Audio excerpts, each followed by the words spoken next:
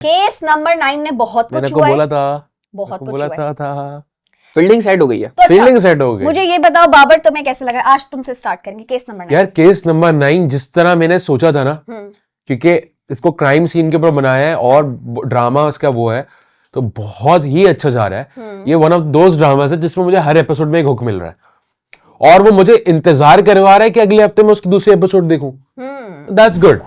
तो और जिस हिसाब से फैसल कुरैशी की फील्डिंग सेट है ना, ये गया भाई, ये गया, फैसल ये अगली 2 एपिसोड में गया। इस एपिसोड में जो मुझे सबसे अच्छी बात लगी वो ये थी कि यार वो जो आमना खान का कैरेक्टर है, जो लॉयर है, उन्होंने क्या शातिर अपना दिमाग यूज किया। मुझे मजा आया इस पे कि उन्होंने सारे मुलाजिमीन को अलग अलग कटेरे में लाके उन्हें इंटरव्यू किया और पता लग गया कि सब झूठ बोल रहे हैं, कि कोई ट्रेनिंग नहीं हुई हुई है और सब झूठ सामने आ रहा है। और ये अच्छी बात है कि इन्होंने एक फीमेल लॉयर रिप्रेजेंट किया है।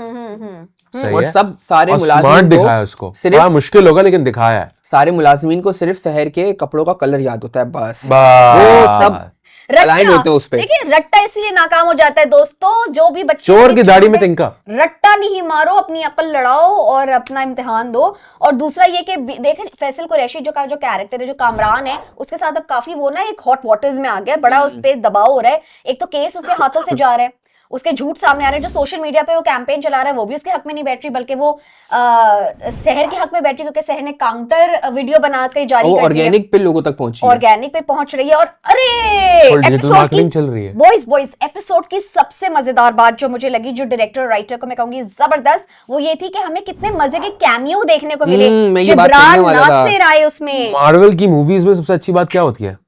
कैमियोस। और हर चीज को कैमियोस अच्छे बनाते हैं। तो गुड कैमियो, लेकिन कैमियो को भी इंटेलिजेंटली यूज किया गया, मजा आता है ना।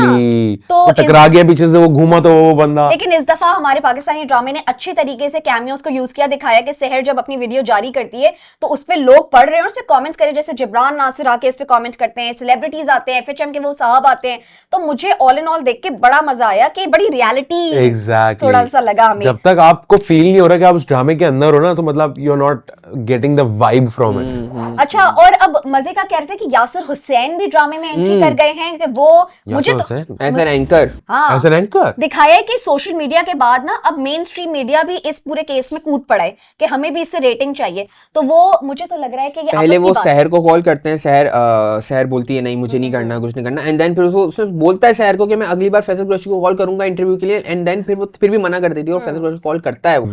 तो सही कह रही है वैसा। Yasir Hussain was also very good choice for the character, तो मुझे मजा आया। यासिर हुसैन एक बड़ा वर्सेटाइल कैरेक्टर है and he can do a lot of things. और दूसरा ये कि एक चीज, Underrated। अच्छा चले ये तो हो गई एपिसोड्स में कितना कुछ देखने को मिला, लेकिन अब मुझे जो मजे की बात लगी ना, जो मैंने नोटिस की और जो मैंने बहुत अप्रिशिएट भी की, वो ये कि यूजुअली जो रेप के टॉपिक्स होते हैं इस पे अक्सर हमारे ड्रामों पे खवातीन लिखती हैं, लेकिन this is the first time कि एक मेल राइटर ने इतना सेंसिटिव इशू को और फीमेल ओरिएंटेड इशू को उठाया है और कहीं भी उसकी सेंसिटिविटी को खराब नहीं होने दिया है। फॉर्मेटिव मेल, बहुत तमीज से लिखा है। तो I am appreciating Shahzeb Khanzada आपको कि आपने काफी सेंसिबली इस ड्रामे को और इस टॉपिक को निभाया है। अच्छा भाई, सवाल उठ रहे हैं इस एपिसोड के एंड में कि केस नंबर 9 में आखिर आगे क्या होगा, क्योंकि रोहित को समन कर दिया है जज ने कि अब तो से अदालत में आके अपना बयान रिकॉर्ड, तो वो किसका साथ देगा, उसका कॉन्शियस किस तरफ डाइवर्ट होगा। और दूसरा ये कि क्या शहर खुद पीछे हटेगी इस केस से, क्या ऐसा हो पाएगा? शहर देखें, अगर शहर पीछे हटी ना तो बहुत गंदा बैकलैश आएगा,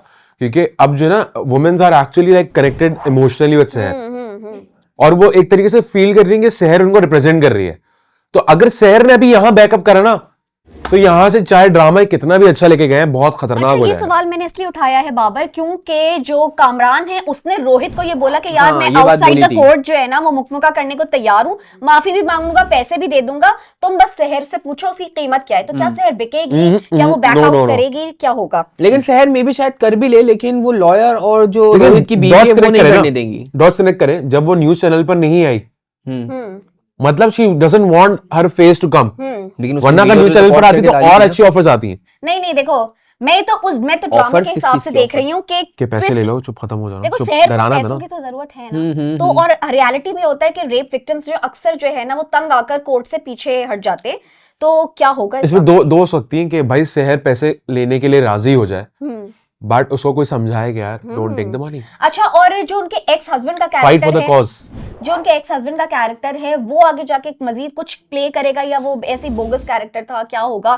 तो ये काफी सवालात हैं। क्या बेगम का शक, बेगम क्या करेंगी जब उन्हें पता लगेगा? So this is all in all case number 9 भाई इंस्पेक्टर शफीक की भी फील्डिंग लग गई है।